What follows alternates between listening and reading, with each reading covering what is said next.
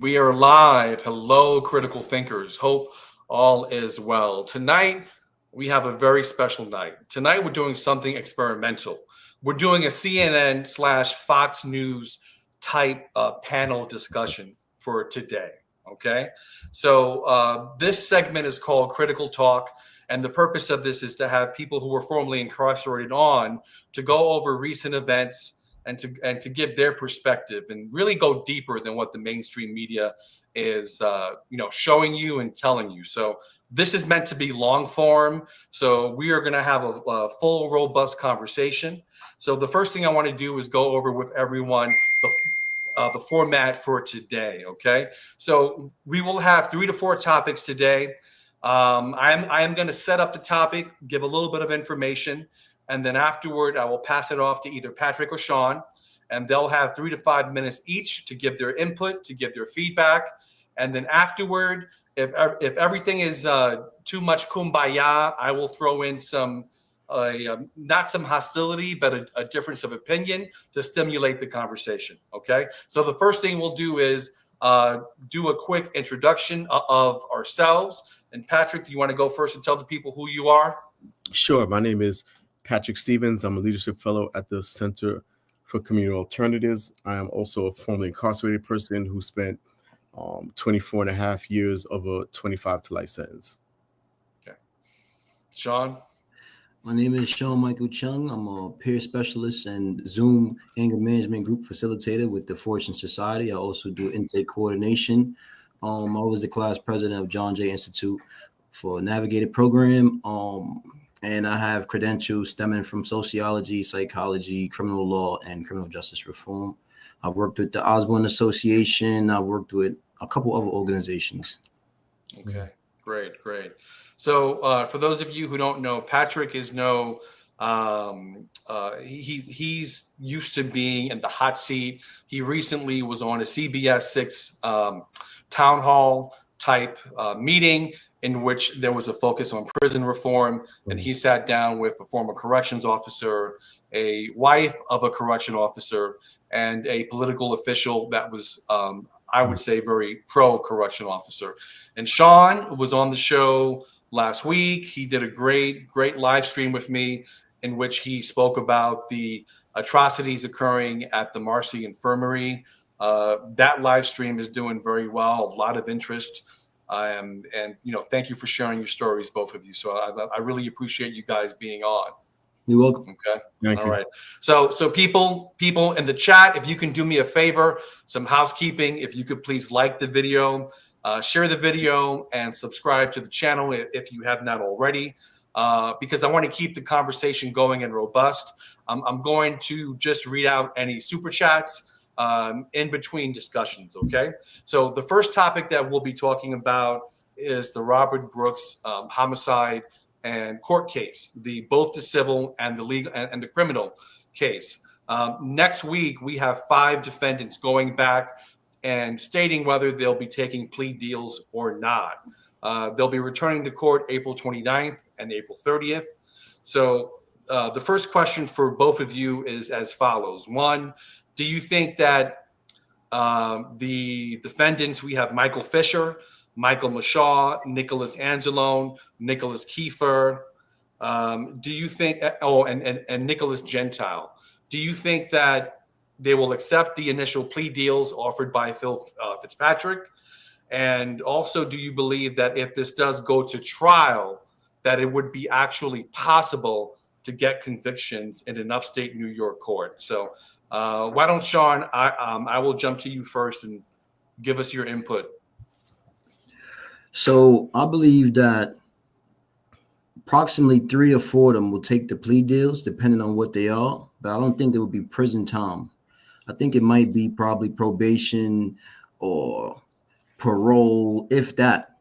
But some of them will never take the plea deal. They'll take their chances at trial because the prosecutor that they have prosecuting them is a known fixer. So they believe that they have the best interest to take it to trial. And then you have to remember something too. It's a jury trial that they're going to, then they're going to have their peers representing them. And if it's a court in their town, it's not going to be fair, because you have majority of correctional officers and people that work in the prison that live in that area and in that environment. And that culture doesn't only stem from the prisons, that culture stems outside of the prisons too. So if you look at all the other cases that's going on of officers killing incarcerated individuals, they all tried to kind of cover it up or meet up somewhere or discuss it discreetly to kind of fix it. You got the nurses involved and things of that nature. So imagine how the culture is in the towns that they live in. So Sean, you're saying that there won't be convictions if this goes to trial. Do you think it's 50-50? Do you think it's higher that they'll be found not guilty if there is a trial? So I believe probably majority of them are going to turn on about 2 or 3 of them. And some of the correction officers are big followers of the Constitution. They love the Constitution. Some of them are far-right conservatives that really, really love the Constitution. So they're going to feel like I'm doing the right thing. I'm being just by throwing this other guy under the bus and saving my own ass. Excuse my language, but that's the mindset sometimes is I follow proper protocol. This guy took it too far. This guy was the one that put him in a chokehold, or this guy is the one that punched him way more than necessary. I did the physical restraints in accordance with the book. So I'm not in the wrong. And in the eyes of my God, I'm not wrong. And in the eyes of the law and my peers and the jurors, I was correct. So this guy has to go to prison, and it's him or me. And some of them will usually say that. They will usually say, I got a family to feed. I have a son. I have a daughter. So I believe that majority of them are going to throw probably 2 or 3 of them under the bus, and they'll have to bite the bullet for that. Okay, so you're saying that a couple of them will definitely be the fall guys, the fall people, and will take the brunt of the consequences. Of course, because if you look at any other kind of trial, right, people would not be released on bail for murder. They would not. They would have no bail, or the bail would probably be $1 million, $2 million, if that. And you probably have to wait 1.5 years, 2 years just to get that reduced to $500,000. And you would have to put up a bond. Even with the bail reform going on, you still wouldn't be released for murder. Murder on camera? Come on. Patrick, what do you say?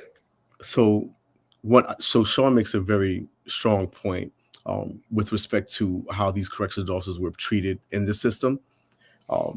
You have a situation where they were caught on camera taking someone's life, and yet there were no arrests until several months later. The day that they showed up in court, they were immediately bonded out.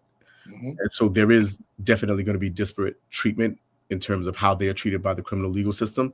I think even assuming that they are convicted, their sentences will not be the maximum sentence, which would be 25 to life. In this case, I will say, though, that with respect to Fitzpatrick, that he has done something very savvy, where the charges that he submitted, the top count, murder in the second degree, under the theory of depraved indifference, was a very savvy move as a prosecutor to ensure that, let me not say ensure, but increase the likelihood of a conviction and not conflating the theory and using, because he could have charged intentional murder in the second degree.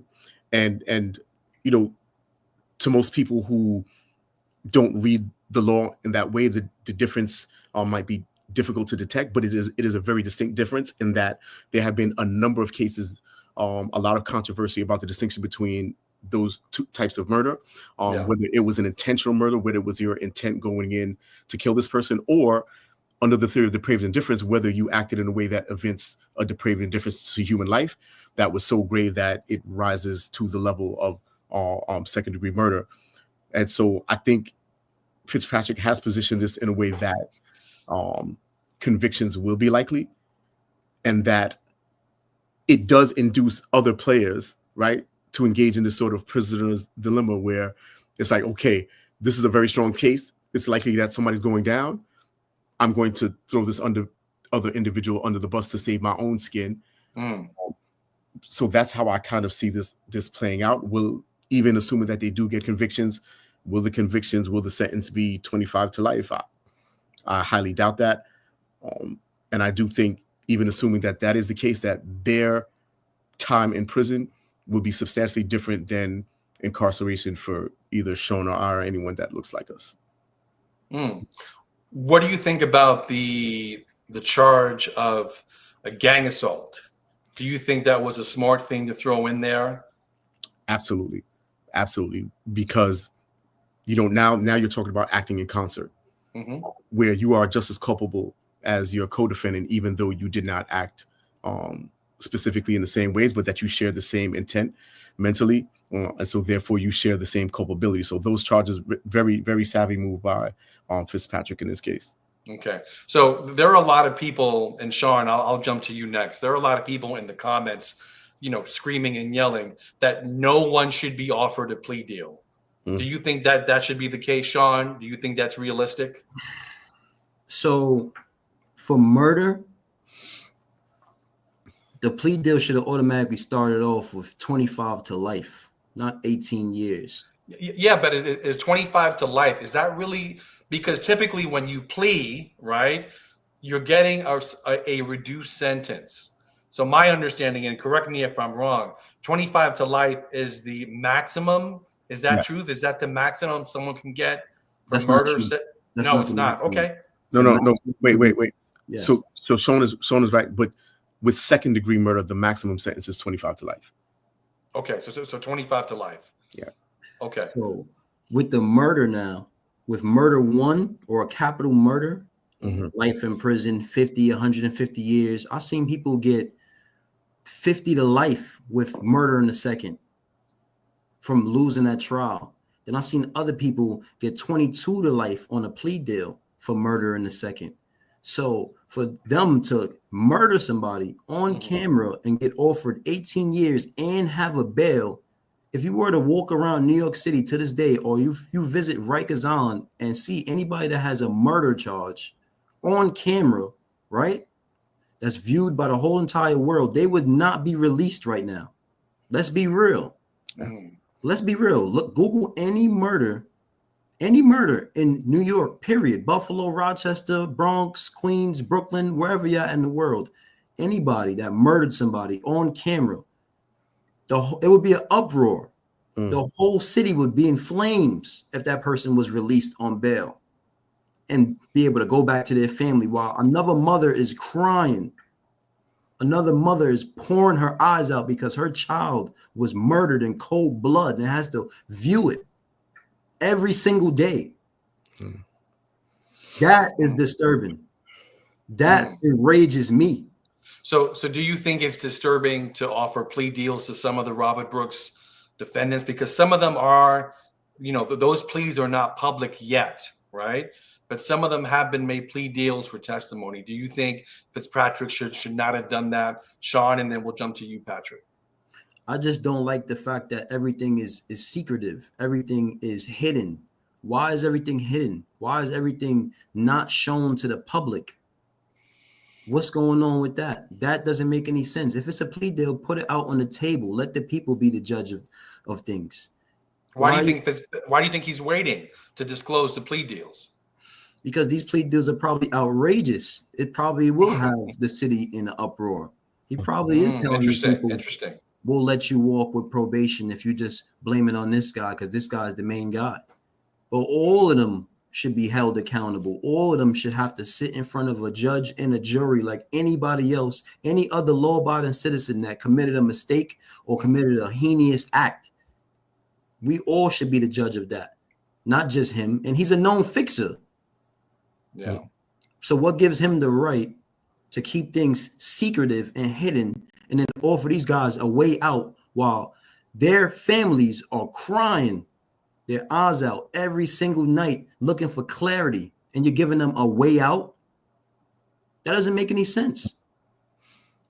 Patrick, your thoughts? Yeah. So several things. I think, Sean makes a very fair point in terms of their culpability and what they're facing, where you would expect that corrections official in particular, those who swear an oath to the Constitution, who are charged with the care, custody, and control of incarcerated people, that they have a higher level of culpability because they know exactly what they're doing. And so that is a tough thing to grapple with, that our current criminal legal system does not address in that way. I do think, again, with Fitzpatrick, is a very, very savvy in the way that he's trying to approach this, where it's going to be very difficult that once you secure convictions to be able to come back and say that you weren't treated fairly if you're one of these corrections officers, right? I think that's probably the other part of this that he's thinking about, is what happens afterwards. So I get my convictions. If I don't offer plea deals, if I don't offer an opportunity for people, because remember, when you enter a plea deal, you have to agree that to the facts. You have to say that admit guilt. You have to admit guilt. I did these things, which I think is very important. But incentivizing the right people to do that is another matter. Who are you giving these plea deals to? Who's going to be the ones? I think it would be a lot fairer if people who were less culpable, and by that I mean those who did not engage in physical violence against Brooks, but were there and didn't stop it and shared culpability and were willing to cover it up. I think those are the ones who are going to be a lot more likely to give evidence and give greater clarity as to exactly what happened and who did what. And so to prevent that, if you're someone who's charged with the top count, second-degree murder, depraved indifference, you're in a bad position. And so it becomes, look, I'm ready to plead. Let me plead before somebody else, right? So again, this prisoner's dilemma as to who's going to tell on who first and try to get the deal and try to escape any culpability at all. Yeah, I think I want to push back a little bit on a couple things, or mainly one thing.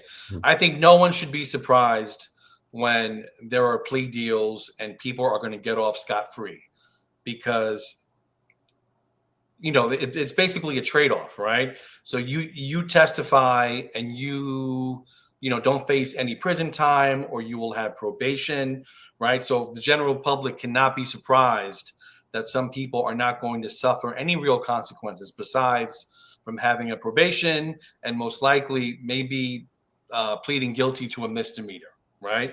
So that's one thing that I will say is that in any criminal case in which there are co-conspirators or multiple defendants, you have to flip people, and to flip people, you have to make it worthwhile. You have to make it worthwhile. So my question to you both is one name we have not really heard about, and maybe if I'm incorrect, you both can correct me. So how would you feel if Sergeant Trombley, the quote unquote the head of the goon squad allegedly, were to get a deal and not get any prison time? So let me. I just want to frame this a little bit differently to think about this. One, I think it is highly unlikely that anyone charged with the top count will escape prison time totally if convicted. I think that's highly unlikely for several reasons. One, I think the state has an interest in preserving the integrity of docs and their own integrity by extension.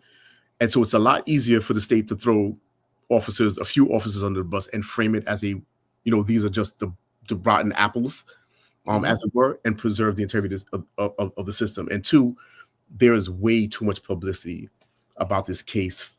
The amount of outrage that would ensue if someone like Trombley were to get no prison time at all, I think would be difficult for the state to be able to maintain in terms of its credibility and what the system is doing. And I think that's part of the reason why Holchul wanted to be out front and say, like, there is a sort of problem here. And I would not be surprised if you see her kind of like walk that back a little bit to say, look, we're addressing the problem. We got these convictions, right? And then that becomes a way to preserve the integrity of the system itself. Okay. Sean, tell me your thoughts about potentially Sergeant Trombley not facing any jail time, because his name has not come up. He has not been indicted, arraigned on any counts. Maybe it's not good for us to assume that he's made a deal, but hypothetically speaking, how do you feel about that? So I would be outraged, because nobody is above the law. Nobody can circumvent the law. that would be somebody that has been an accessory to murder and has been somebody that has witnessed it and did not go about bringing it to the police and telling them exactly what happened, right? And then probably engaged in the cover-ups too. So that would be conspiracy to murder, right? So now you have other sergeants that circumvented the law in other correctional facilities. I'll give you a perfect example. You have a sergeant named Sergeant Red in Washington Correctional Facility, right? He literally tells people, I got away with murder 2 times. I will kill you. And he beats people almost half to death in this facility because there was no repercussions. So now, if you allow one bad apple to circumvent the law, to get out of justice, right? Then you are going to be held accountable, because now you just created another predator and fostered another hostile environment where accountability is lacking. It's lacking. So now you empower this person that has a nickname as a supervisor of mischief, right? Supervisor of mischief. That's what they call it. No, that's just what's going on. Yeah, This person is labeled as the leader of the beat up squad. This is a supervisor of mischief. This is a person that deserves to face justice too. Now, even if he didn't lay a hand on Robert Brooks, he still was a person that was a supervisory officer. So if they felt comfortable enough to pummel him in front of you, that means you supported this culture for a long time. You know what's going on. You know it deep down in your heart. If they feel comfortable to gag a man while he's handcuffed and beat him to death in front of you, a supervisory officer, this should shock everybody's mind, blow your mind. Whoa. When a supervisor in an office setting comes around, everybody gets back to work. There's no questions asked.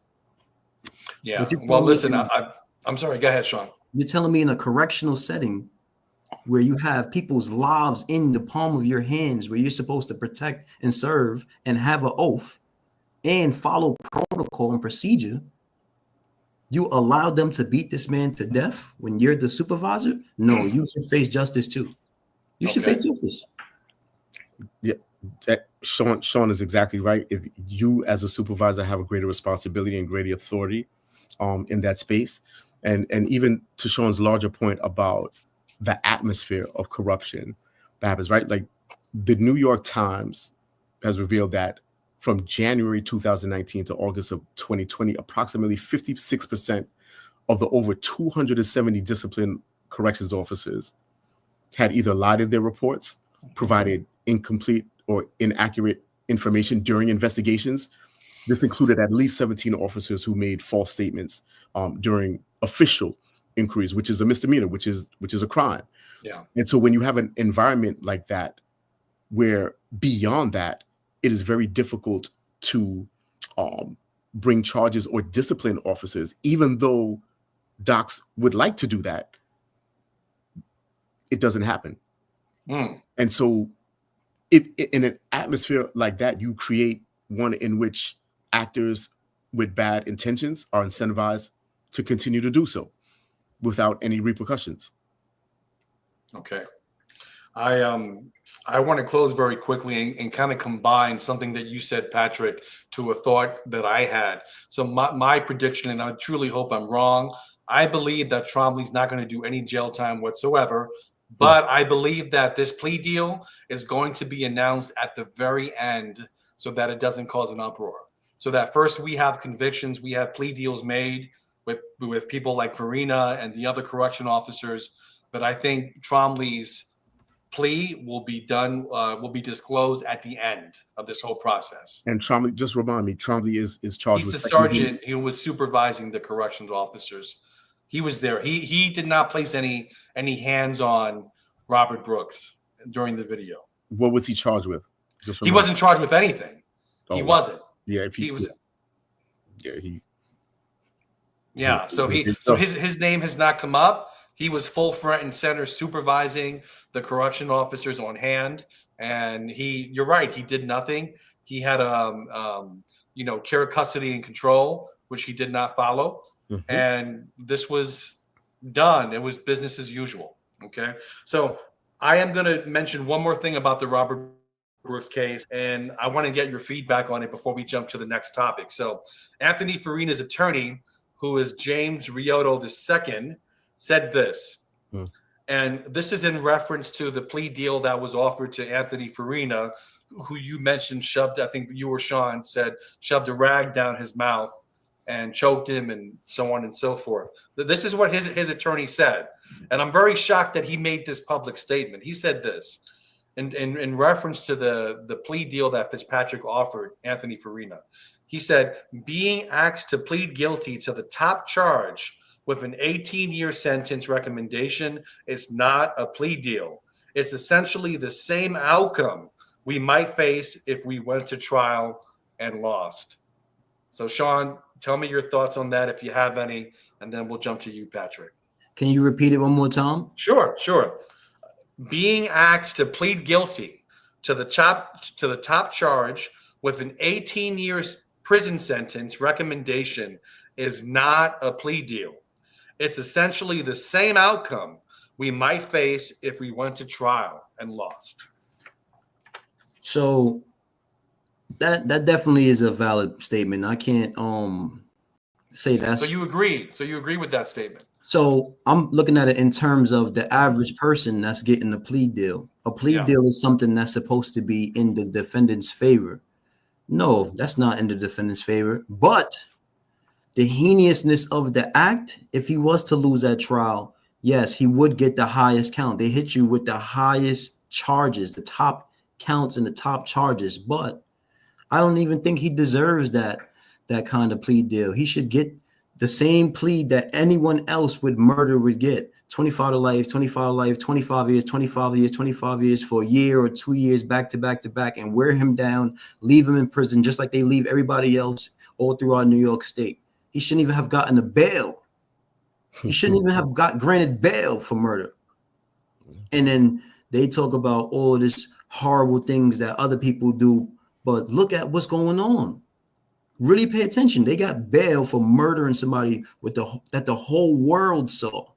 They got released, and then now you're telling me that he doesn't deserve the top count. That's not a plea deal. That is a plea deal. That's a bargain right there. You killed somebody's father for no reason.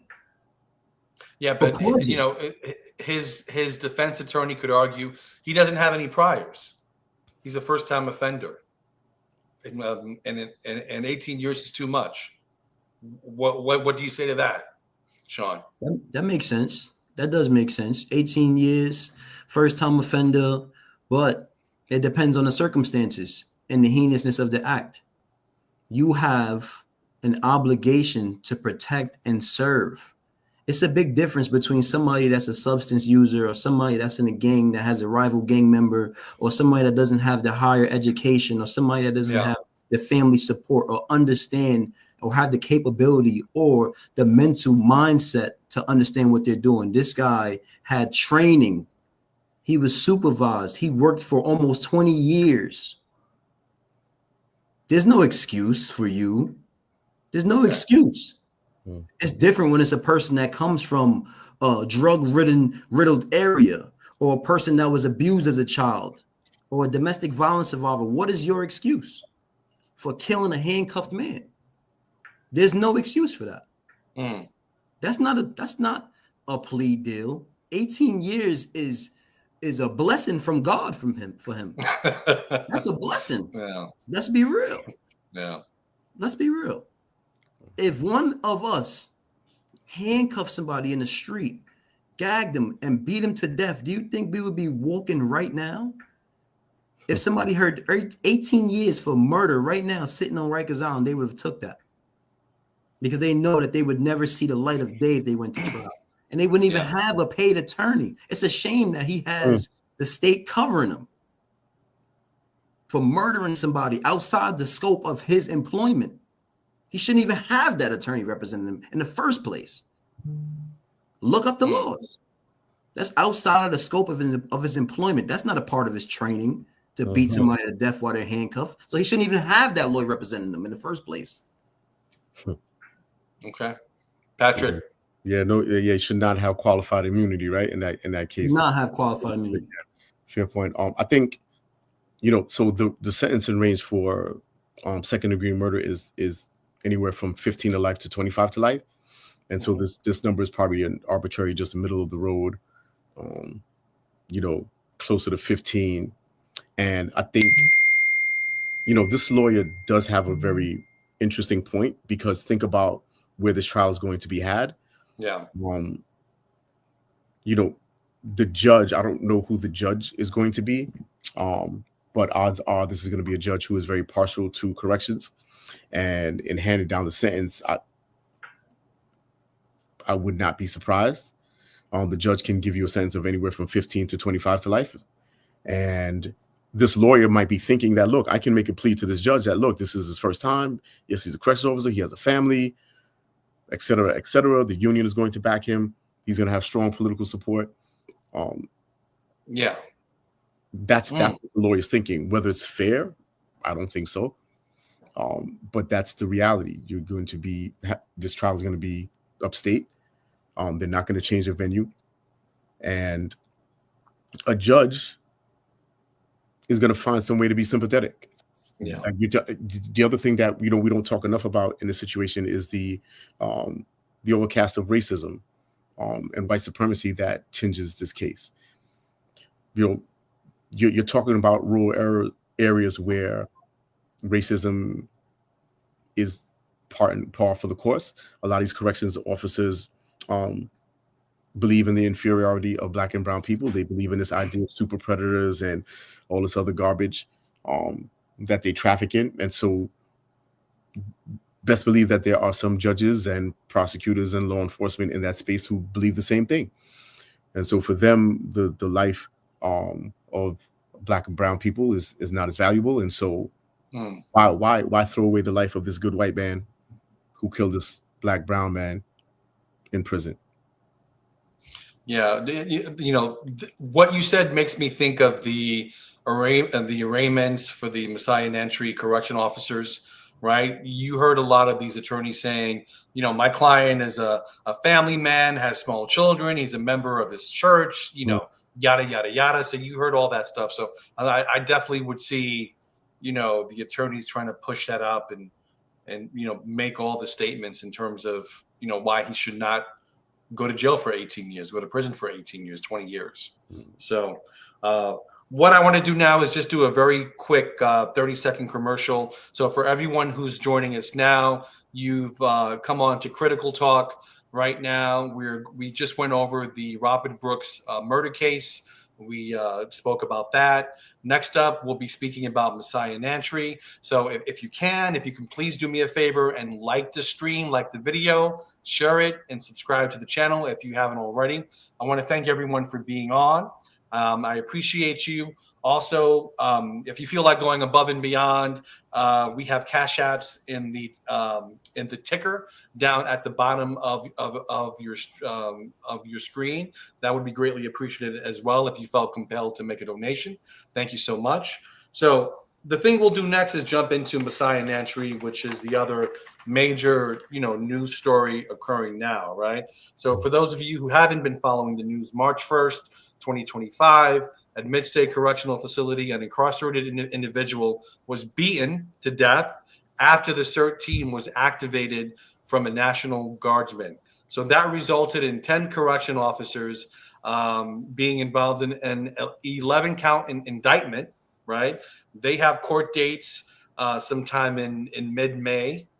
And so I'm going to ask you some questions about Messiah Nantwi, okay? So with the Robert Brooks killing, murder on camera being as public as it was, and mind you, I still believe this has gotten some mainstream media attention. This hasn't gotten the full attention that it should have, right? But it has gotten some mainstream media attention. So with that being said, this is close to 3 months after the Robert Brooks murder. Are you shocked that we had another murder of an incarcerated individual? And do you think that corrections officers are that brazen that they thought that they can get away with this and cover it up. So is there any level of shock, and are you surprised by the level of brazenness that these correction officers have? Patrick, we'll go to you first this time around. I'm not surprised at all. I'm not surprised at all.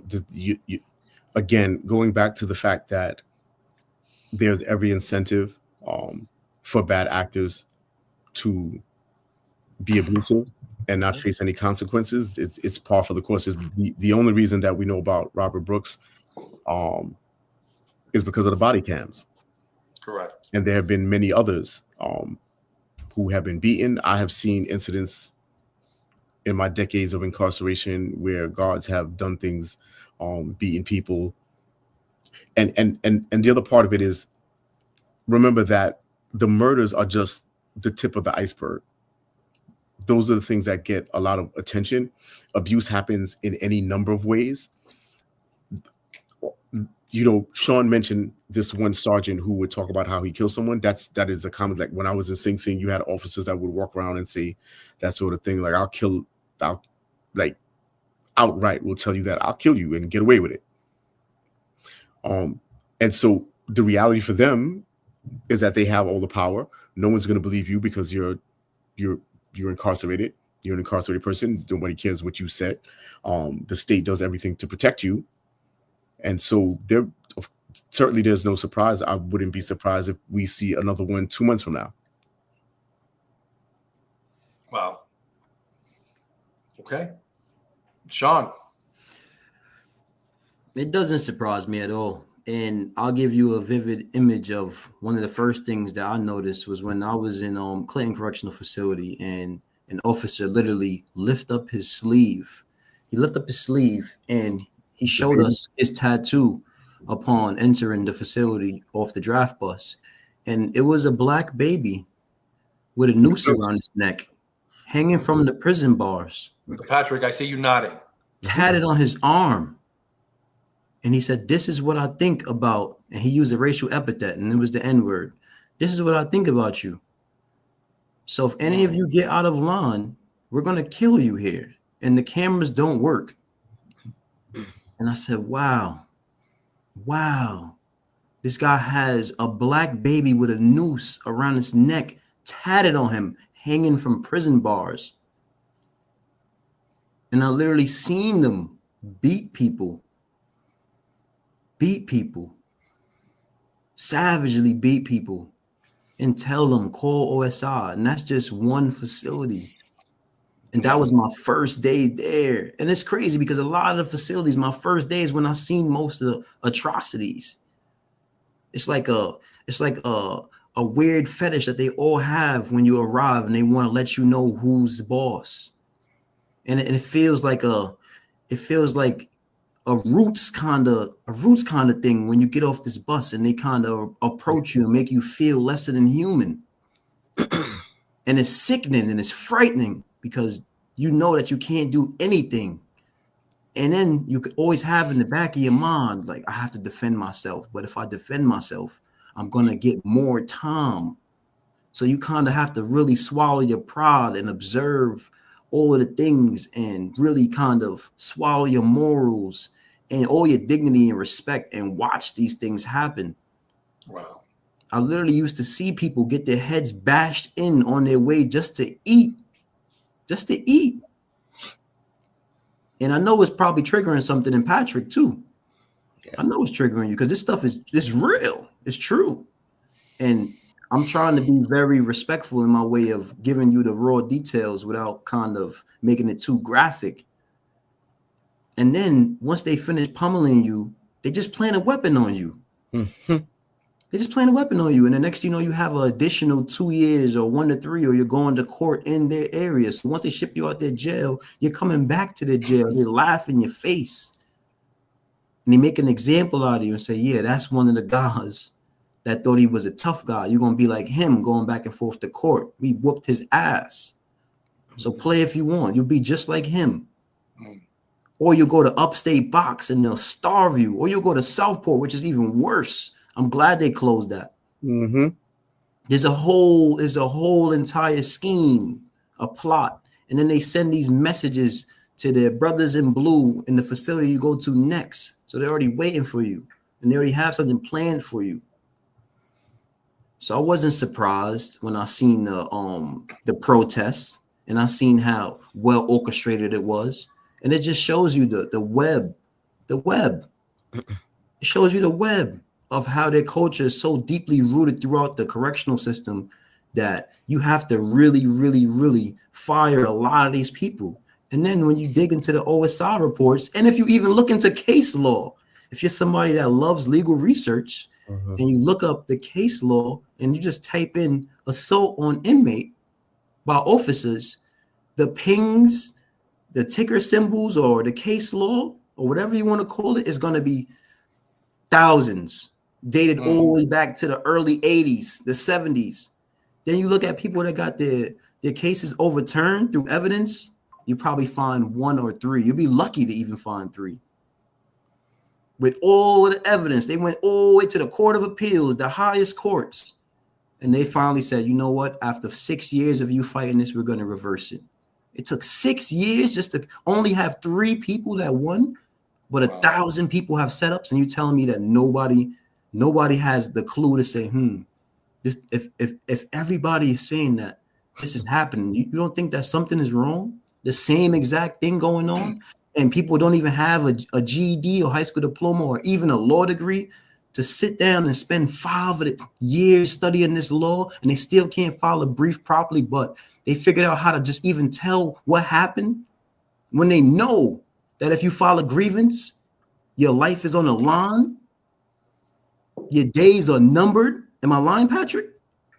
Your days are numbered if you file a grievance. So you telling me you have thousands of people and nobody believes this until they saw Messiah Nantwi get killed and Robert Brooks get killed? Now something is going to happen. If they don't get charged, they should shut down the prisons themselves. There's one thing I want to say quickly, because you just made me think about Keon Walker, who's in Attica, who's he was set up. He got sentenced to 350 days in SHU, and his mom is trying to fight that, and she's having a hard time. So the SHU that they claim doesn't exist. I was in Attica SHU. Right, the town hall that we had with the former correctional officer, as you mentioned earlier, the assembly member who was in support of corrections. It was part of the frustration is that people are not honest about the conversation. Right? You when you say things like, "Oh, we can't even put people in SHU anymore," you're doing it right now. Let's be clear. You never fully implemented HALT the way that it was supposed to be implemented. You were putting people in the box. And then the other thing is to make it seem as though it's an either or proposition, that you don't have the capacity to give people new charges. Tier 1, tier 2, tier 3 systems don't exist where people can be keep locked for 15, 30, 90 days. All of those things exist. And yet you would make it seem as though you need the box. There's a reason that they shut down Southport. Southport was one of those places where guys were deteriorating to the point that they were throwing feces on each other and officers. Wow. And it boggles the mind to think that they weren't able to make the connection between putting people in solitary confinement and the deterioration of their mental capacity to the point that they would literally put feces in a cup, half filled with milk, piss in it, let it fester, let it sit for a week, 2 weeks, and then throw it on you, or put it in your mouth and spit it on you. What? This is what you bring human beings to when you put them in prolonged solitary confinement. Yeah. And so, so this is the culture that you perpetuated, that you fostered. I was looking at one of your earlier shows, and you were talking about line of duty deaths for corrections. And it is so interesting to me that, during the strike, this is one of the things that they complained about, that the conditions were unsafe for them. And, you know, Sean can attest to this. I can't tell you how many female officers pregnant until their third trimester in blocks on units with 100 incarcerated men and not be touched, not be assaulted. Forget about them even being assaulted, that they feel safe enough to be in that position 8 months pregnant, 7 months pregnant. So pregnant that they can't even tuck their shirts in. But they're working on blocks and housing units. When you go on Doc's website and you look up line of duty deaths, it is 43, dating back to 1861. If it's unsafe in the prisons, it's because you've made it unsafe. Wow. Yeah, and Patrick, there was something you had mentioned about having an honest conversation, and that's why when I saw you on the CBS 6, you know, Albany Town Hall, and that former correction officer had mentioned that there is no such thing as solitary confinement because you're in a cell by yourself, but you have someone to your left and someone to the right of you. I thought that was one of the most disingenuous, ridiculous arguments that somebody could make. And the fact that he's not, like, there wasn't pushback on that, that boggles the mind, because it's just a silly song and dance. It's something that oppressors use to make you believe that there is no issue here. There's no problem. There's no solitary confinement. Forget about it. What's that? Fred, do you know that oftentimes when they're hazing new corrections officers, that sometimes they'll send them into an empty cell or something like that, and then they'll close the gate behind them for fun? And how they scream to be let out? That's a fact. Wow. But you're going to tell me that being in solitary confinement is no big deal? Yeah. Wow. Wow. Go ahead, Sean. That was the next thing that I was going to say. As soon as they happen to take you out for a cell search, and like you said, with the hazing part, and they go in your cell and they flip your cell and tear it apart, you might have another officer that's like, all right, let me play around with him. And they will wave their hand in the air for them to close it, and they'll close the cell, and they will scream and they will bang so hard. And everybody on the tier would laugh, like, see, you know how it feels. You only sat in there for 5 seconds and you're losing your mind. I sat in one time in upstate box for 9 to 10 months, even a year one time, right? So for them to even think for a second, for 5 seconds, that is horrible, get them out of there screaming. Imagine sitting in there for 10 months to 12 months. And then with the female officer thing, I'm still traumatized to the point where sometimes I can't even look at a female. In the prison world or society or whatever environment or culture, they had something called reckless eyeballing. So when I first went upstate and I landed in Bear Hill, the first thing they tell you is, if you look at our woman, we will kill you. So we landed in something called phase 1. So we're walking down the walkway, we get to phase 1. It was a somewhat attractive woman in there. Her name was Miss Hill. And there was one guy that said something to her, and she got on the walkie-talkie and said, hey, this guy is reckless eyeballing me. And we all was like, oh, we didn't think nothing was going to happen. And then next you know, you see one officer, he's like, hey, can you come here? And we're in like a classroom setting. And he's like, okay. He walked out the classroom, and the officer grabbed his head and bashed it through the glass. And the next you know, you saw 5 other officers running down, and they just started stomping him and beating him. And this was at the point where they still had the sticks. This when they had the wooden sticks with the metal ring around. I don't know if they still have that, but we never saw him again. And she came back in the classroom like nothing ever happened. And then I started realizing that pattern with a lot of the females, whether it was the ASAC counselors, the regular counselors or ORCs, or even just female officers, period. They would use that to their advantage. Some of them would even flirt with you. And if they felt like you didn't find them attractive, they would just pull their pin and pull their shirt and say you tried to attack them. Wow.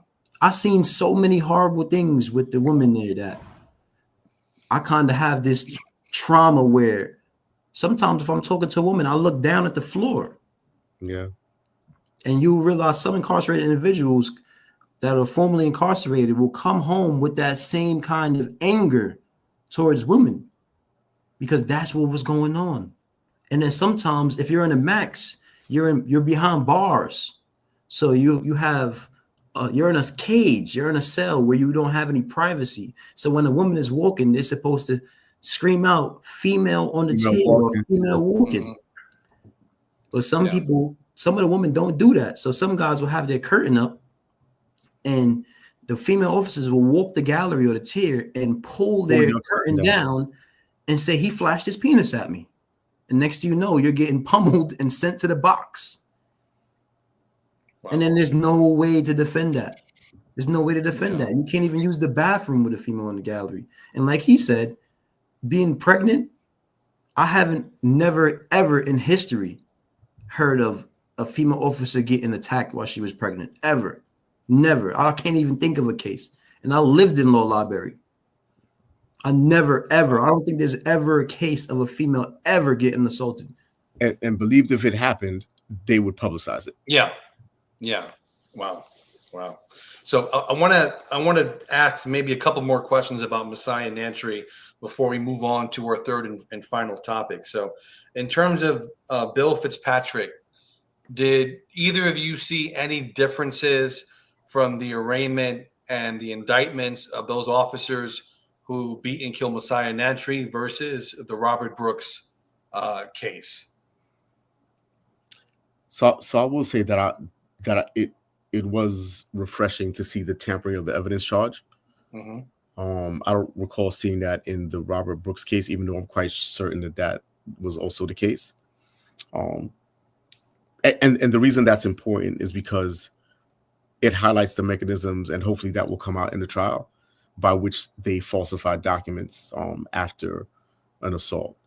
So that is one thing that I actually appreciated about the distinction between the two cases. Okay. Sean, any thoughts? What was the question? Can you repeat it? Yeah, sure. So the question was, did you by any chance see any differences between the handling from Fitzpatrick from the Messiah Nantwi case versus the Robert Brooks case? So with the Robert Brooks case, it was already made public by Letitia James. So that was something where they didn't have preparation to kind of hide it or cover up anything. But since the coverage was so blatant and everybody kind of had an idea of what the culture of the prisons were, I feel like he was a little bit more open to giving a little bit more details to the public. He provided a lot of data about how they went to the bar and they tried to concoct this scheme to cover up his murder and plant a weapon and say that this was the cause and this was the effect of the beating and the killing. Yeah. I think it was called Raspberry's Diner, of all places. Raspberry's Diner. I think it was in New Hartford, if I'm not mistaken. But they went to a diner to plot a cover-up. This reminds me of the mob. These are like gangsters. This is crazy. This is crazy. These are mobsters. They did a hit, and they went and sat and plotted to cover it up. Where's the conspiracy to murder? Yeah. Where is the outrage? Where is the public outcry by the district attorney saying that this was so heinous, so egregious that these guys should be locked up forever? This is not the same justice that they would have if it was me or if it was Patrick or if it was you. Yeah. The whole city, the whole town would say this is horrible. They killed somebody and tried to cover it up. These are gangsters that should be locked away forever. They didn't even say that. This is something that's a common courtesy. They're going in there and they're just talking so nicely and so sweet. You think he has intentions of giving these guys a long sentence? It doesn't sound like it to me. It does not sound like it to me. I will throw in my own little commentary about the distinctions, the handling of the Messiah Nantwi arraignments and indictments. I mean, they seem to happen a lot quicker than with Robert Brooks. So I think it took longer to get these officers arrested in the Robert Brooks case versus Messiah Nantwi. Things seem to move a little quicker there seemed to be better communication with communication from the office of the special prosecutor. And, it seemed for me to be better handled, Which and makes go ahead. I'm sorry, Patrick. I think that makes sense because, with the Robert Brooks, this was very new for Fitzpatrick, right? You're talking about someone who has probably spent a lot of time defending officers. You're talking about a state that spends a lot of time protecting officers, even in the case of the Attorney General. And so that first time around, you want to make sure that you're dotting your I's and crossing your T's. Again, I think it took a lot of thought to think about what you're going to charge these individuals with without giving them a pathway for a reversal. Yeah. So if you don't handle it right, you leave a lot of loopholes open. I think, the first time around, it was a lot more difficult to think about how you were going to approach the case. And now with Messiah Nantwi, you kind of worked out some of those kinks, and it's a little bit easier. And I suspect for any subsequent trials that will be the case. Yeah. And the thing that I will say that I appreciated was the press conference after both sets of officers were arraigned. I think the first arraignment with the Robert Brooks, Bill Fitzpatrick said a couple things that I was absolutely appalled over. There was a statement he made about, Patrick, hopefully Patrick comes back. So there was a statement that Fitzpatrick made about the bail and how having bail doesn't matter. It's not going to affect the case itself. So that was one thing that kind of upset me about this. But I think with the Messiah Nantwi, the correction officers, the level of detail he gave and, spelling out and just highlighting the crimes that occurred during that really stuck out for me. It really stuck out for me. So I think we lost Patrick. Hopefully he comes back on. So we'll bring Patrick up to speed, Sean, when he gets back. Okay, hold on, he's back. I want to speak on that too. Okay, right? Go ahead. So I believe they are given a lot more transparency, but only because it's election time. And Kathy Hochul is probably putting the pressure on him to speed things up and hurry to get things under wraps. And another thing is, how did these guys remain on bail? How did they remain free when they tampered with evidence? They attempted to tamper with evidence. That should have automatically had their bail revoked, right? But they didn't. It didn't get their bail revoked. The average person that tried to tamper with evidence or tamper with a witness or anything would have had their bail revoked immediately. So that goes to show you the arm of justice on that side of town and how they're doing things, where the bias comes into play and the impartial justice. Yeah. All right. I have one last, a couple more questions, probably just one more about Messiah Nantwi. So for everyone out there in the world who's not familiar, the day before Messiah Nantwi was murdered, there was an individual named Christopher Keeles who was also savagely beaten, and he lived. Last week, I actually interviewed his aunt, Ruby Rivera. She was on, and she spoke about when she learned about her nephew being brutally assaulted and beaten. It was from other incarcerated individuals, from their family members, right? So when Christopher was being beaten and he was moved to SHU, he was able to communicate a telephone number to someone else who was also in SHU, and they spoke to their family members, and then they ended up getting a hold of Ruby, right? Ruby ended up going down. First, she sent an email, and they told her that everything was fine with Christopher. Nothing happened, right? She went down to the prison itself. She went to a state troopers depot to have someone do a wellness check on Christopher, and they said they could not go into the facility and check on him. And if they would have found out that he was beaten, right? So with that being said, do you think Messiah Nantwi's death could have been prevented if someone would have done something about Christopher Keeles and taken it seriously? Because this is the day before, And Ruby said the only reason why Christopher lived was because he has extensive experience in mixed martial arts. He fought professional fights. So he was someone that knew how to take a beating, so to speak, being a professional fighter. So do you think this could have been prevented if Ruby's pleas were taken seriously? And if so, who do you think should be held accountable for Messiah Nantwi's murder? All right. So with that being said, I'm sorry, I think that was very long-winded, but I just wanted to set that up properly. When people get beat up and sent to SHU, they meet up with other people. Now, especially that the Hope Bill's into play, you get tablets. So now people get tablets from a certain time to a certain time. So now they're able to reach out to their loved ones, talking on the headset attached to the tablet.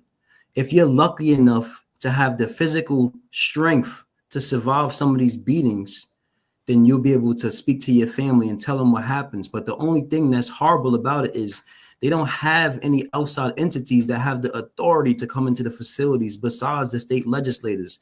They're the only ones that can show up unannounced. And 9 times out of 10, they're never going to answer their phone or email or anything of that nature, right? So another person that can enter the facility is the fire department. That's the only people that are willing to enter the facility if they see that there's a problem as far as a gas leak or something of that nature, or a bomb threat or something. But other than that, there's nobody that has the authority under the law to enter that facility. Now, with him, he was lucky enough to have that physical strength from his mixed martial arts background. And I'll say another thing. I was lucky enough, too, that I worked out every single day. Just getting beat for 5 minutes alone can feel like 30 minutes to an hour. So to get pummeled for that long by that many people, the pressure alone could kill you. Some of these officers are 300 pounds. They're huge. They're overweight. So one person putting his body on top of you to restrain you alone could kill you from the pressure because you can't breathe. Now imagine 10, 11, 12, 13 boots. Some of them have size 13 boots on your neck, on your head. One is choking you in a chokehold. One has his foot in your nuts. One is beating you with whatever object he has. Some of them have metal brackets or metal webbed into their gloves that they're beating you with and pummeling you with for sometimes long periods of time. And then to top it off, you might even be maced. So if you're maced and you have 4 or 5 or 10 people with their body pressure on you, you think you can survive that? You have to be really strong to survive that. So I really commend him for going through that and still surviving. He's lucky to have made it out of that. Look at the video of what they did to Robert Brooks. That was the bare minimum. That was the minimum. When they beat me up, I was hogtied. I had 2 handcuffs attached to each other between another handcuff, literally like a pig upside down, getting beat with the sticks for 2 hours with 2 cans of mace on my head. Wow. You know what I'm saying? So you have to really, really imagine some people that don't work out, that don't have food and don't have the strength. You can only imagine how many murders they got away with that went unreported because the body cameras didn't work or because they didn't have any family. Nobody to check up on them. So you can only imagine.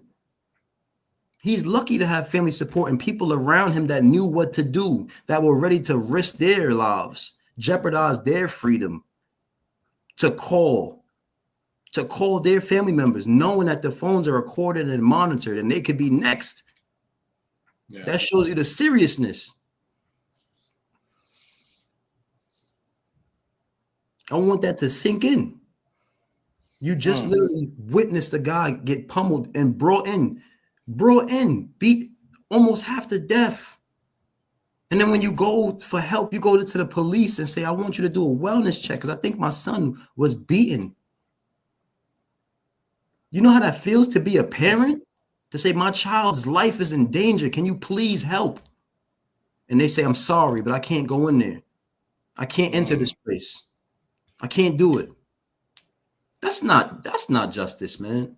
Yeah, we actually have Keon Walker's mom in the chat, and I'll pull up what she has to say. When you were talking about being carried, she wrote, just like Keon and he was carried in terms of the beating. Yeah, because they're going to say it's a part of their training. This is their training. So in case of Messiah Nantwi's death, Sean, who would you hold accountable for this?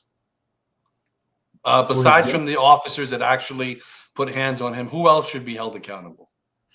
So in the eyes of the law, it's only the people that were involved in the situation, unless this is a culture that's commonplace and it has been reported to the superintendent, then he's a person that will be held accountable as well. He's a person that has to face justice as well, because now he knows that this is the culture there. And this is something that's a repeated act with the same officers over and over and over. And if he doesn't go about his job and say, you're fired or you're suspended, then he should be sitting in court explaining why these officers are still here, being able to brutalize people. And then another thing further than that, you should have the commissioner there too, because a lot of these reports from OSI and from all these other complaints go to him, and he comes back down the line of command, the chain of command, the COC, and writes the superintendent and tells him, fix this. And you know what he does? All right, I'm going to take you out of this dorm and I'm going to put you in this dorm. That didn't do anything, because all he's going to do is walk right on the front lawn and say, that guy's a snitch. He filed a grievance on me. I want you to plant a weapon on him and get him out of here so I could come back over there. And if you're in a maximum security prison, they're just going to take him from one block, one gallery, not even the block, one gallery, and put him downstairs. So all he has to do is walk right upstairs to his buddies and say, yeah, 39 cell, he's a pencil pusher or a pen pusher, whatever nickname they have, or he's a legal beagle. We need him gone. So when you do that cell search, make sure you find some contraband on him. Here, take this. All right. And that's the normal. I was in 5 points and they tried to set me up, right? And I was smart enough to say, you know what? Let me check the cameras. Let me see what's going on. How come you went into my cell and you didn't find anything? And then you wanted me down and there was no weapon on me. The next thing you know, this one officer walks in by himself and he happens to find something just sitting on the floor. You telling me 5 officers with over 20 years on the job didn't have the cognitive ability to see something in plain sight right there on the floor? Come on, that doesn't make any sense. You telling me veteran officers that have been doing this before I was born can't see a weapon on the floor? And then that wasn't found when you took me out, but when everybody came out the cell and he doubled back by himself, he happens to just find this sitting on the floor? Come on. And they reversed it. And they said, this never happened. No. And you can only imagine something like what happened to her son or Keisha Wong's son. And they do starve you up there. I was in Attica's shoe. That was one of the worst shoes because they have you in this glass box. It's a glass box and they have this little peep show window at the top where they walk on the top of your cell and they peek on you. And you can't block it. When you're using the bathroom, they're watching you. When they feed you, they slide your tray under the floor sometimes. And then they have something blocking the bottom of the floor so it rubs the top of your food. So now you have this gunk on top of your food. And you're lucky to even get that. You might get a bag lunch with butter and bread in there. And an old moldy apple in there. And that's what you would eat every single day. One little butter, as if you went to a hotel, a knife, maybe a spork, and old crusty bread. They had something called the loaf, where they would mash up all the food from the last week and bake it into a bread and give that to you and tell you drink out of your toilet. Wow. Okay. Patrick, what say you in terms of accountability? Messiah Nantwi. So I think a lot of people are certainly culpable, everyone who is aware. And didn't do anything about it. Certainly, the authorities, even up until the superintendent, are certainly culpable. Even if you did not engage directly in the activity, you have created a culture within which it is highly likely that it will happen. You know, I went to prison with a GED and came home with a master's degree. And I say that to say that I was someone who was heavily involved in programming very early. Like, you can't get to a master's degree if you're not programming and you're not doing the things that you're supposed to do. Despite that, I can tell you that I have been very fortunate, extremely fortunate, very early in my incarceration to be mentored by guys who had very long prison sentences, and who made it very clear to me that you cannot engage with these officers as if you're in the street. Document things, make phone calls to your people, make contingency plans in case something happens to you, that somebody could reach out to your family, let them know what's going on. So every interaction, negative interaction that I had with an officer, I would document it and then get on the phone and say, this happened, that happened, so my family would know what was going on in case something went crazy. In Eastern Correctional Facility, there was an older gentleman on my company who was beaten by officers. And we literally watched this one officer set him up. Like, we're walking out to the mess hall for breakfast, and this one officer jumped down and bumped into this individual and screamed, "Yo, what are you doing?" Threw him against the fence and tried to make it seem as though he was trying to assault her, which was not the case. We, like, all of us that were on the line, watched this happen. We stopped the line and made it very clear that that man did not do anything to her, that she was full of shit. The other officers responded, was like, you guys got to keep him with the mess hall. We refused to move until they brought him back to his cell, which they did. And as soon as we went to the mess hall, by the time we came back after chow, we realized that they had taken him out of his cell. They had apparently beaten him and transferred him out of the facility, sent him to Attica. Wow. And so a bunch of us on the gallery who knew what happened, we were like, okay, we need to write the superintendent. We need to write down exactly what happened, write to IG, all this other stuff, which we knew just in order to document what was happening. And then also everybody had to call their families who decided to write, because we knew that if they knew that you, right, that was, they were going to retaliate against you. And I think because it was so many of us that wrote, that it was kind of difficult to do harm to everyone. Yeah, people got moved out of the blocks. People got their cells tossed. People's packages, but I had packages that were disappearing. My family sent me a package. Oh, nothing came. Like, all type. They played a lot of games with you behind that, and they put a lot of pressure, or tried to put pressure, on a number of us to not testify on behalf of this individual and say what happened. So again, when you create a culture like that, where it's difficult for you even to tell the truth about what happened in the space, like, what do you expect? Wow. Okay. And then there's something called, when people do band together and they do end up trying to file a claim or anything like that, that's a part of correctional law where they ban that.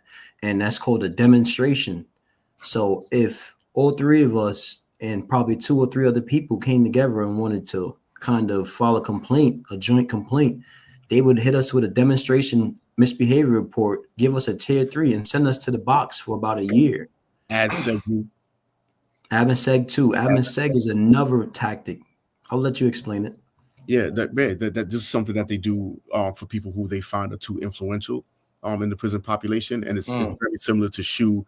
They segregate you, they isolate you from the population to minimize your influence. I've seen that happen to a number of even ILC reps. What was called the Inmate Liaison Committee. They are responsible for, like, mitigating issues between the population and staff, etc. And so if you're someone who's too influential, who argues too vociferously on behalf of incarcerated people, they will neutralize you. They will put you in admin seg, and separate you from the general population. Okay. All right. I want to do one last quick commercial before we go to our last topic. For everyone who's joined us, thank you for being here. Very important. Thank you so much. If y'all could do me a favor, please like the video, share the video, and subscribe to the channel if you haven't already. That'd be greatly appreciated. I want to let's all thank Patrick and Sean for coming on and sharing their time. So thank you tremendously. So there's one more topic I do want to go over. This is going to be a little controversial, right? Because in terms of my opinions about her, I want to talk about Governor Kathy Hochul. Okay. Andrew Donovan with News Channel 9, he interviewed her a couple of days ago. And he had asked her whether there was a culture of violence in the New York State Department of Corrections. And she answered as follows. She said, yes, there is something going on and we have to get to the bottom of it. So I just wanted to ask you your opinion about that interview, about her statement saying, yes, there is something going on and we have to get to the bottom of it. Let's jump to you, Sean. Tell me your thoughts about her interview and what she said. So I would say that's a small victory for the incarcerated individual population by her admitting that there is something underhanded or at play going on, even though it was vague and she could have been more blunt in her approach of letting people know that there is a culture of brutality going on. But at the end of the day, she still has to play a role as the New York State governor, and safety and security is her top priority. So she's probably allowing the court process to play its part. So I can't fault her for that. And she does have a job to do at the end of the day, and she does have to wait for the investigation to play out.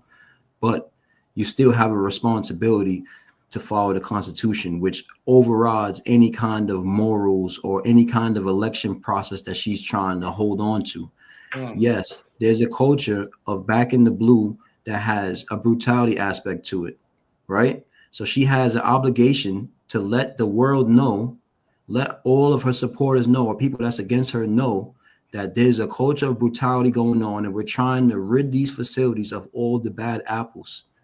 She didn't do that, but she did admit it partially, but that's not enough. That's not enough. Silence is an admission of guilt. Wow. Powerful. Powerful. Yeah, very, very fair point. No, very, very fair point. Like it's very clear to the state, or should be clear, that this has been persistent. This isn't anything new in terms of the brutality that occurs inside of the prison spaces. Like I was just thinking back to a number of the cases where guards alleged that they had been assaulted. And one of the things that I think one of the judges had found, that it was very interesting, the way in which the reports were written.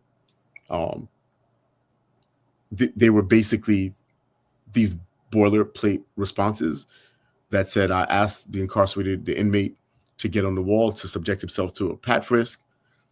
He complied, went on the wall, but then jumped off of the wall to attack any number of guards. Why anyone would believe such a thing, that someone who was committed to violence against an officer would comply with putting themselves in the most vulnerable position possible before deciding that this was their optimal time to attack is beyond me. And so it's very obvious, like there's been a pattern of it that is easy to recognize. I think the one thing I would charge the governor with is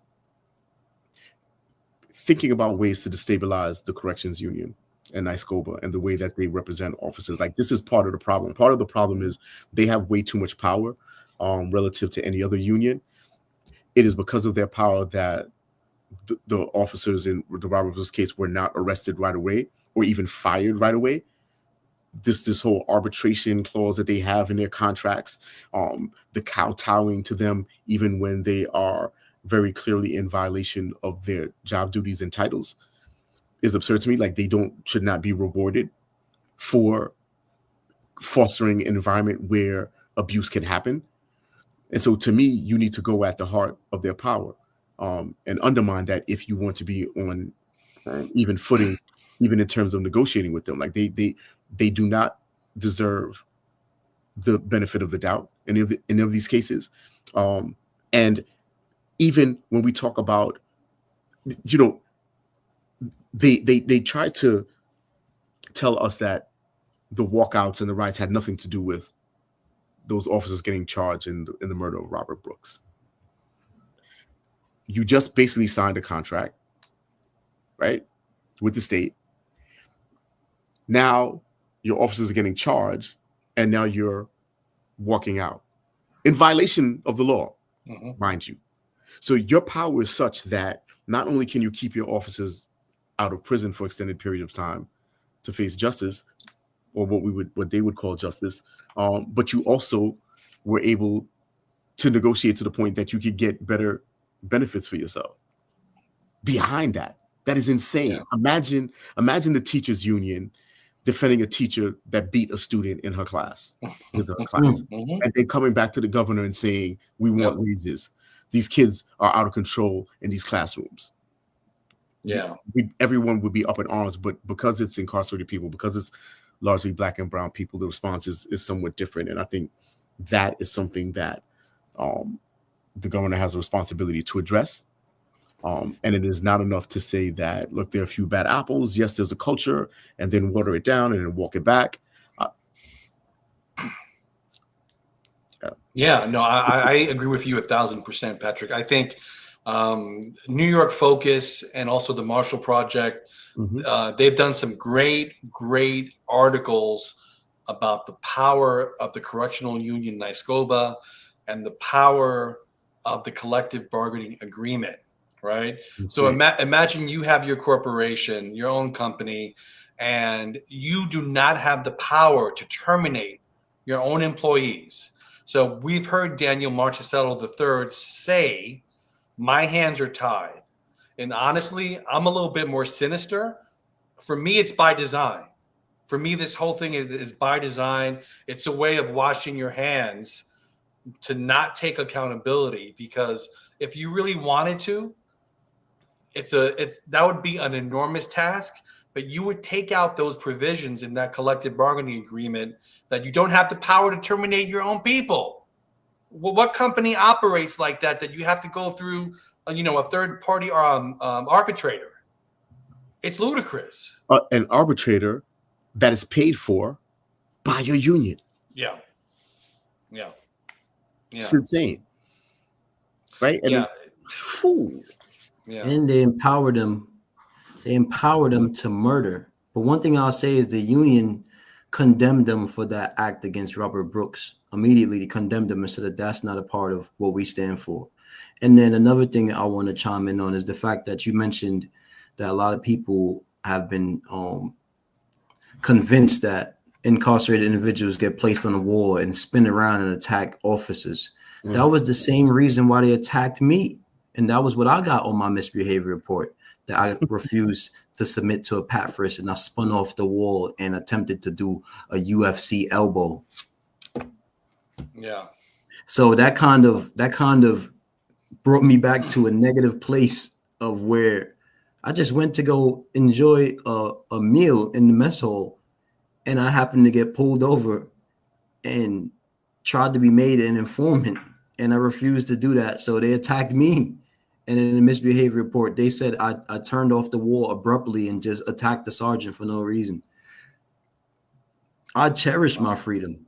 And then when I went to this hearing, the officer had the nerve to tell me, you're 100% right. But at the end of the day, I got to back the blue. I got a job to do. So I'm going to give you a year in the shoe and you can appeal it. And you know where the appeal goes. The appeal goes to the superintendent, who doesn't care about anybody incarcerated. And I commend you as well for getting a master's degree, because that's something that's rare for people. You have to really, really know how to, stay out of the way, stay out of trouble. And you got to have a real solid head on your shoulders to be able to do that. So I really do commend you for that. So I appreciate that. Thank you. Sorry not to cut you, but the reason I was mentioning that was because I'm saying I'm one of those that, like, I'm not involved in a gang. I don't carry weapons. I'm not a drug dealer in the state. I was on a programming path, and I have been the subject of harassment. I've been surrounded by officers, right, thinking that this might be it for me.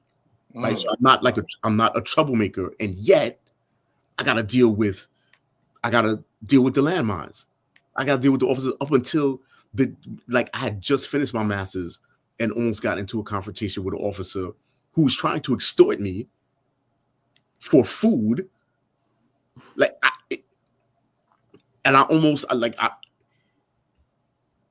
Bro, when I say my mother's prayers, my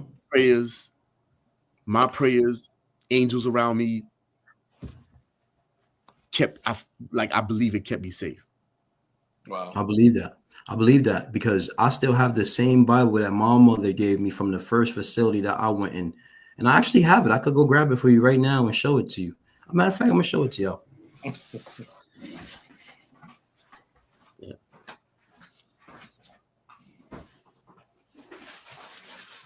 So Patrick, while Sean gets his Bible, what's really kept you strong? Like you mentioned prayers, you mentioned your family, having that family support. Do a lot of incarcerated individuals have that family support? Not enough. Not enough.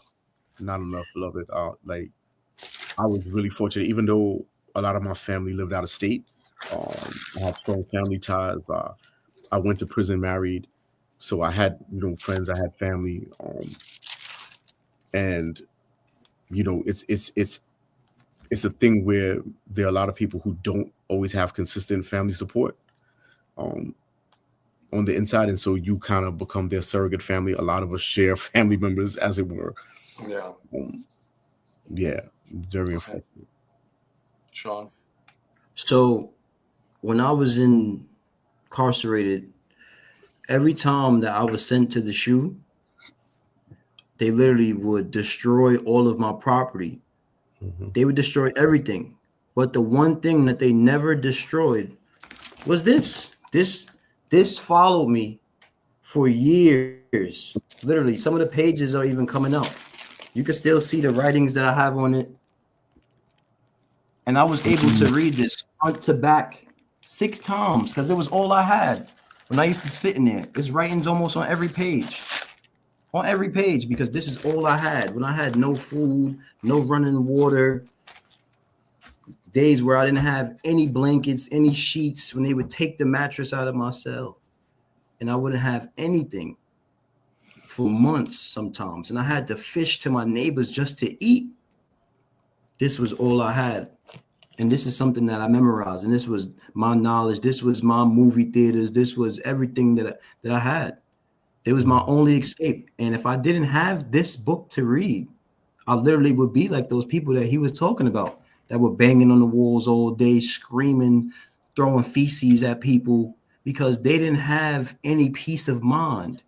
They lost their sanity in there. And it wasn't years. It was a matter of months. That was a place where you mentally deteriorated. Your mental capacity weakened drastically, rapidly, plus the abuse and the mental torture, the psychological trauma they used to put you through. Sometimes they would have you get up 5, 6 in the morning and wheel past your cell with the food cart. And then you got to wait 6 hours just to eat again and wheel past you again and say you missed it. Oh, wait, your light was off. Your light was off. They would cut off your power and the psychological games. You would flick on the switch. You trying to flick on the switch. And this guy keeps it pushing. He drives right past your cell. And you're like, oh my God, I'm not going to eat again until tomorrow. Wow. I'm not going to eat again until tomorrow. So I used to save the moldy bread. I used to save it and break it into pieces. And don't let them find that. And don't let them find that. You'll be lucky if you could save that. You had to literally stash it. You had to stash it as if you were a mouse. Wow. That's sick. That's sick because they would come and take it from you. They would take any kind of food that you saved to feed yourself, to survive. and then give you a misbehavior report and say you had contraband food. So you would be in there even longer. Wow. Wow. Okay.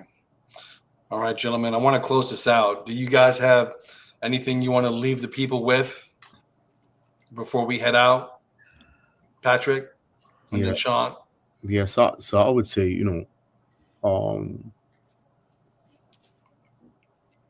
like we really try to be, to think about the human cost of incarceration and what it does to people in general in the space.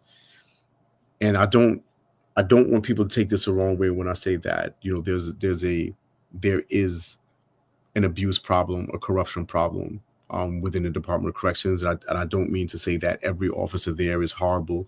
I've had great interactions with some officers and even civilians and even, administrators. They are far and few in between.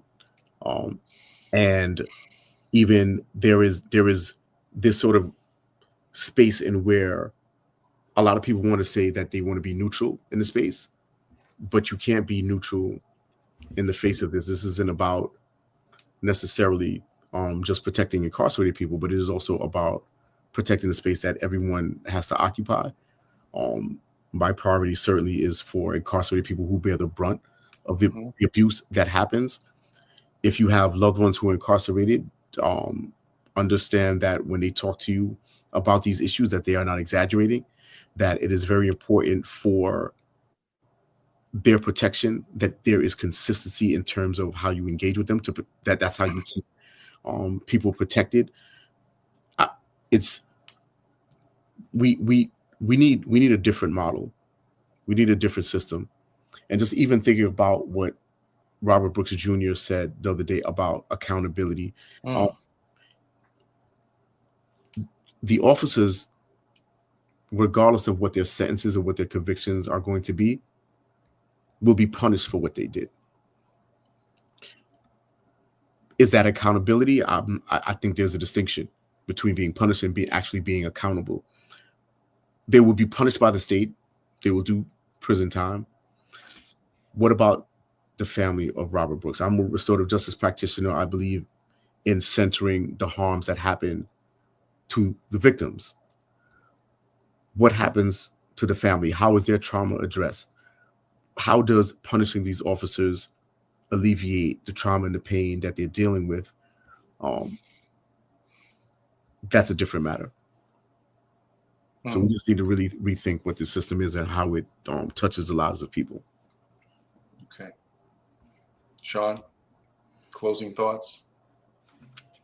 First, I just want to thank you for inviting me on the show, and I want to thank Patrick for coming on the show too, and kind of sharing the thoughts and ideas and past, with everybody, and being vulnerable and allowing everybody to kind of have an idea of what's going on, not only with us and how we dealt with our trauma and the things that we view, but also the family out there that continues to show support and try to gain that clarity of what's going on with their families or what happened to their families and why it was happening. But I really want to speak directly to the people, the elected officials, and the people that have the power to vote these elected officials in. Vote for the people that are going to remove that qualified immunity, that are going to bring about full transparency.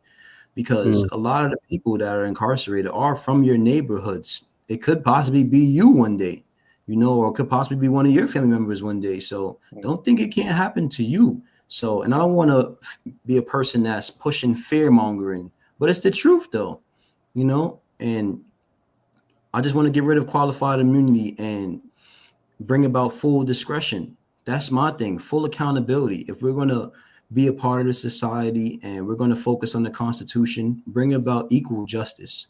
And before I go, I want to thank Khadija Shakur and Kayla Romanelli for their donations and all the other people that donated to the cause, that really want to back the Green Now. I really thank everybody for showing that support and continuing to view. And I want to thank George too for kind of giving me a voice and giving me that guidance that I needed to continue to do what I do today, because sometimes it could be real traumatizing for me to relive these events, even when I'm at work You know, I kind of sit there and have to relive these things, and it's stressful on the brain, but I want everybody to have an idea of the real dramatic and horrible things that occur in these facilities. I want to bring about real awareness, real mental health, and real corrections, not this sideshow or this horror story that's continuing to happen to our families and our loved ones. I don't want to see another person get pummeled and have to watch it on the news and relive everything that I went through and was lucky enough to survive. That's not justice. I want to see real justice. I want to see this district attorney on the news saying this was wrong, this was inhumane. Not here's a plea deal so you guys can circumvent the law. That's what I want to see. Yeah. Amen to that. Well, gentlemen, I want to thank both of you for coming on. I truly appreciate it. And, you know, I hear the pain and the experience that both of you have had. And I wish this would just stop happening, period. End of story. And I just pray that there's accountability, that the DAs will take arrest seriously, that when someone says somebody gets beaten and they have the obvious injuries of such, that is taken seriously. And that there needs to be more correction officers being arrested, being charged. The nice scope of collective bargaining agreement, it has to be eradicated. You have to get rid of it, and there has to be accountability. Both of you mentioned the Robert Brooks Jr. The interview he did, and how he mentioned there was no accountability. So I think accountability has to happen. There has to be convictions, but there has to be accountability on a larger scale. So I want to thank you both for being here, and hopefully your words and your stories will help with that accountability. So so guys, stay on. Don't go anywhere just yet. So to everyone else who's been on, we've been here for about an hour and a half. I want to thank you all for being on. If you started with us and ended with us, much appreciated. Thank you. Please like the content, share it, and subscribe to the channel. Take care. God bless. And I will see you next time. Bye-bye.